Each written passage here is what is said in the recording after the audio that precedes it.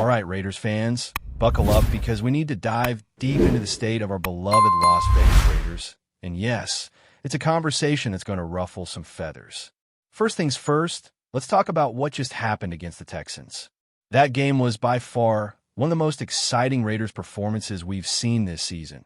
And if you think it's a reason to suddenly crown Pete Carroll as the savior of this franchise, I need you to take a deep breath and rethink that. We're dealing with a team that has struggled all season long, a team that has had moments of promise, but mostly disappointment, and a coaching staff that has not met expectations despite having the talent on paper to compete. The game against Houston was better than the Titans' matchup back in Week 6, and arguably the best since Week 1 against New England, but it is just one game.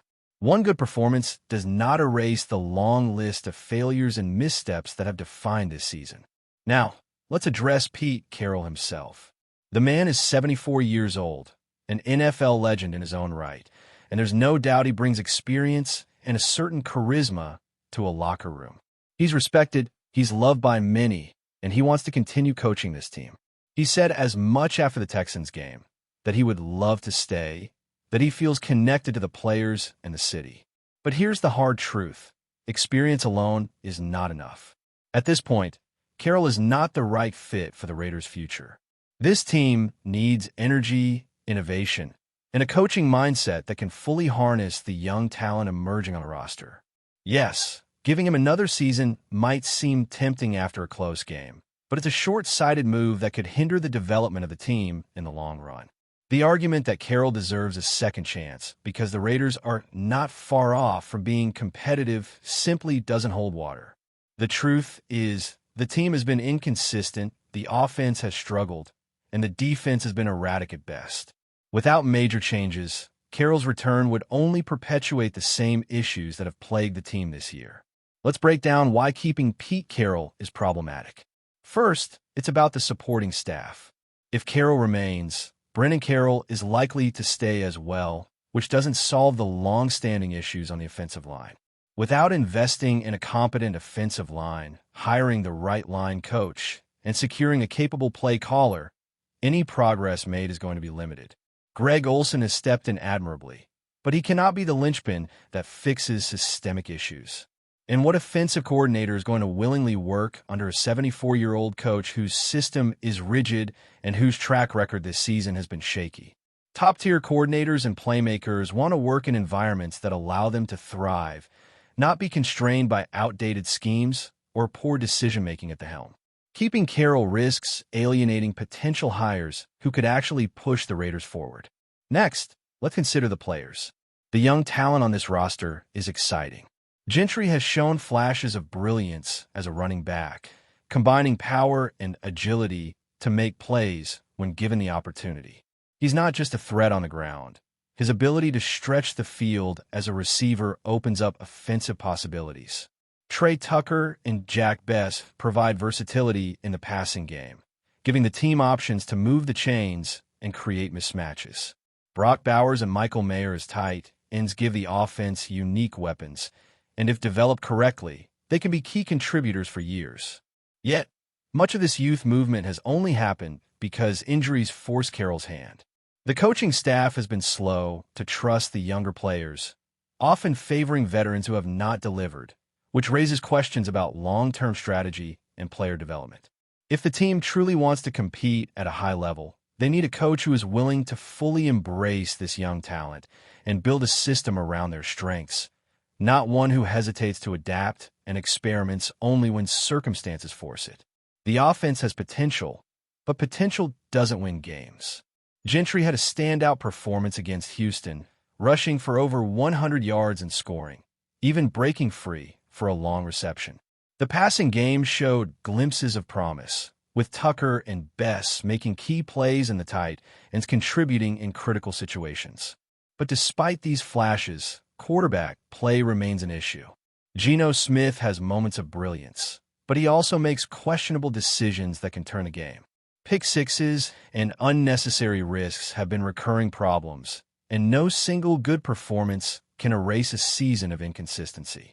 The team needs a quarterback who is not only talented but disciplined, someone who can execute a game plan under pressure and elevate the players around him.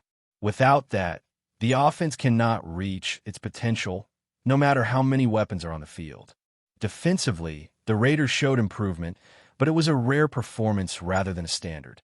Watching the Texans game, the scheme seemed less like Carroll's typical cover 3 approach and more like a flexible, player-focused system. Yet, this was just one game.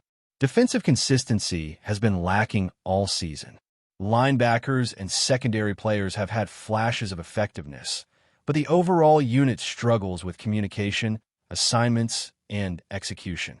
For the Raiders to truly compete, both sides of the ball must perform reliably week in and week out. One strong defensive showing is encouraging, but it cannot be the justification for retaining a coach whose philosophy has not consistently produced results. Looking at the big picture, the Raiders have the pieces to build a competitive team.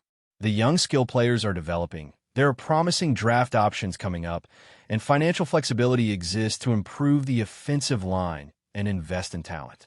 The framework is there, but it requires decisive leadership and a willingness to make bold moves.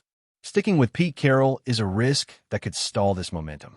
The organization must consider a forward-looking approach, investing in coaching, development, and the right supporting staff. Success will not come from nostalgia or one memorable game. It comes from strategic planning, consistent execution, and building a culture that prioritizes growth over sentiment.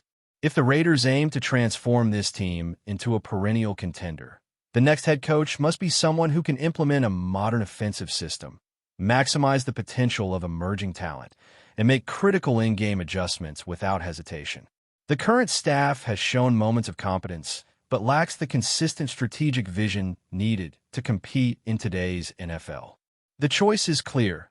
While we can appreciate Carroll's legacy and contributions, moving on is the necessary step to ensure the Raiders can capitalize on their current roster and build a foundation for future success. Players like Gentry, Tucker, Bess, Bowers, and Mayer need a coaching staff that challenges them, develops them, and puts them in a system that allows them to thrive. This team is closer to being competitive than many give it credit for, but that progress will stall without decisive leadership changes at the top. The Texans game gave a glimpse of what could be, but it also highlighted why incremental improvements under the same coach are not enough. One win or a strong performance cannot mask months of struggles. The Raiders have over 75 rushing yards in a game, and that's a step in the right direction, but it must become a standard, not a rare occurrence. Injuries have forced opportunities for young players, and when they step up, they make it clear that development and playing time must be prioritized moving forward. The pieces are there. The talent is there. The infrastructure and the right coaching decisions are what will determine whether the Raiders remain a middling team or rise to contention.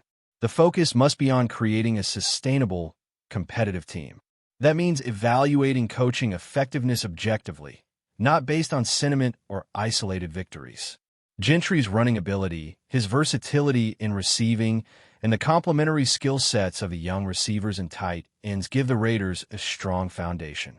But without proper coaching, offensive line investment, and quarterback play that can consistently make smart decisions, this potential cannot translate into wins. It is not about short-term satisfaction. It is about long-term growth and consistent competitiveness. The Raiders' offensive potential is tantalizing, with young stars ready to shine, but the current coaching situation is holding them back. Maintaining the same head coach risks stagnation and could deter high-quality coordinators from joining the staff. The team has shown flashes of brilliance, but they are exactly that, flashes. Without addressing the leadership at the top and making the necessary structural changes, those flashes will remain sporadic. This season has been difficult to watch, and while the Texans game brought excitement, it should not blind fans or management to the realities that have plagued the team all year. The Raiders have options to improve, draft picks to utilize, and money to spend strategically in free agency, particularly on the offensive line. Gentry, Tucker, Bess, Bowers, and Mayer represent a core around which a strong offense can be built. Add a disciplined quarterback, invest in the trenches, and bring in a coaching staff capable of maximizing talent, and the Raiders could be on the verge of something significant. But keeping Carroll is not the way forward. One good game is not a reason to maintain the status quo. The team needs a leader who can implement a system that harnesses talent, develops young players, and consistently produces results week after week. Continuing from where we left off, let's break down why the Raiders cannot afford to let sentiment dictate their decisions moving forward. One strong performance against the Texans may have lifted spirits and given fans a glimmer of hope, but the reality is that hope alone will not win games, and it will not build a sustainable contender. The Raiders have been plagued by inconsistency all season, and much of it stems from leadership that is unable or unwilling to adapt fully to the strengths and weaknesses of the roster. We saw flashes from Gentry, Tucker, and Bess, and those moments were promising, but they were not enough to offset the glaring weaknesses elsewhere. Quarterback play has been a constant concern, and while Geno Smith showed some promise, the decisions he made under pressure, particularly turnovers and questionable risk management, highlight the need for a more disciplined and reliable presence at the helm of the offense. A quarterback cannot simply be talented. He must be coached effectively and supported by a system that prioritizes smart decision-making. That requires leadership capable of recognizing talent, building a system around it, and making adjustments in real time, week after week. Offensive line play remains another glaring issue. It is no secret that the Raiders have struggled to protect the quarterback and establish a consistent running game. The Texans game offered a small reprieve, with Gentry gaining yards and the line holding up better than in previous matchups, but one game does not make a trend.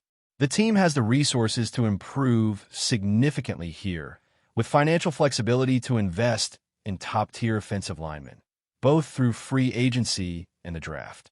Yet, if Pete Carroll remains, there is little chance of addressing this with the urgency and strategic vision necessary to truly transform the unit.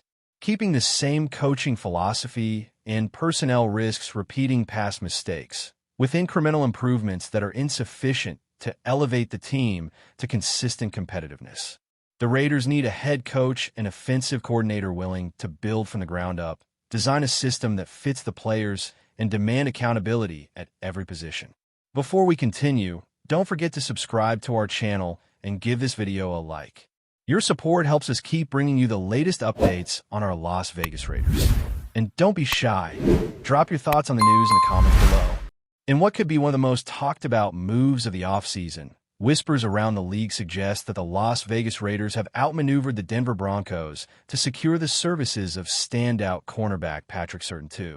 Sources close to team insiders hint at a last-minute shakeup that has left Broncos fans scratching their heads, as the young star appeared to be a natural fit for Denver's defensive schemes. Now, speculation is mounting that the Raiders' front office executed a savvy and aggressive push, possibly reshaping the defensive landscape in the AFC West. SURTAIN II, widely regarded as one of the most promising corners in the NFL, has been on the radar of several teams eager to fortify their secondary. The Broncos had reportedly been in serious discussions, viewing him as a potential cornerstone for their backfield for years to come. Yet, in a move that insiders are calling audacious, the Raiders reportedly swooped in with a package and pitch that made it impossible for SURTAIN II to resist. While neither team has confirmed details, league insiders suggest that the Raiders' offer included not just financial incentives, but also a vision for defensive dominance that resonated with the young star. The potential ramifications for the AFC West are enormous.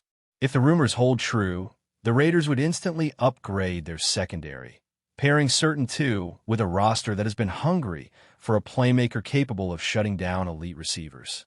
Meanwhile, Broncos fans are left to ponder what could have been, as their pursuit of one of the league's brightest talents appears to have been upended at the final moment. Analysts are already speculating how this acquisition could shift the balance of power in the division, and whether SURTAIN II's presence could inspire a new era of defensive excellence in Las Vegas. While the story is still unfolding and official confirmations remain elusive, the chatter around the league is undeniable. The Raiders may have just pulled off a coup that not only impacts their immediate roster, but also sends a signal to rivals that they are willing to make bold moves to secure elite talent. PATRICK SURTAIN II's next chapter may well redefine his career, and potentially reshape the AFC West hierarchy in ways fans and pundits are only beginning to imagine. That's it for this update. If you enjoyed the video and want to stay updated with exclusive news about our Las Vegas Raiders, be sure to subscribe to our channel and hit that like button. We can't wait to hear your thoughts in the comments. See you in the next video.